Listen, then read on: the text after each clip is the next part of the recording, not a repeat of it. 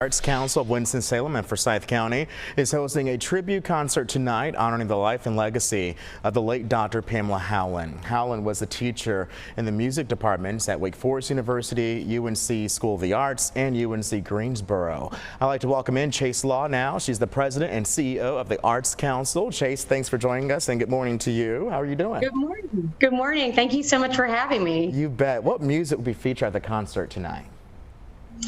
So we're launching a tribute concert for Dr. Pamela Howland, and she was such an inspiration to me, although I knew her very short period of time, unfortunately. But we're featuring some of her music, some of her arrangements around the holiday fashion, right? And many of her friends will be there performing her beloved style of Beethoven, chamber music, her friends Barbara Lister-Sink, Evan Ritchie, Jackie Carrasco, Stan Breckenridge, John Salmon, Jan M. Federley, dear friends Rosemary Harris will make an appearance on screen, and her friend Yarek Ledecky. So it'll be a wonderful tribute to her, but also a great way to launch a fund for independent artists after her, which is something she was very passionate about, lifting up the talents of local artists and helping them thrive. And working at 3 different universities in the Piedmont Triad, of course there's a legacy that she leaves behind. Talk more about that. Absolutely.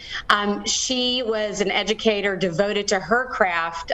She was a beautiful pianist, but really dedicated to helping young musicians hone their talents and skills and lead them down the path where they could have a career and showcase their talents.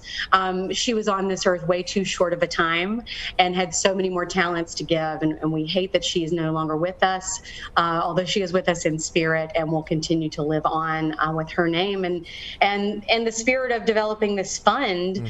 That's exactly what we're doing. We're trying to continue to help young musicians and independent artists hone their craft. So we'll have a fund that they can use to go and play a gig, or they can use for further educational development, just a way to get them out there and lift them up in all that they do. And talk more about tonight's event. Why was it so important for you guys to hold this tribute, and what can the public expect if they do attend? Sure. So tonight's event, and of course it's Giving Tuesday, so a great night to launch a fundraiser for this fund. But it's at Haynes Brands Theater tonight. There'll be a reception at 5:45, and the concert starts at 6:30. It's free to attend with a suggested minimum donation of $25.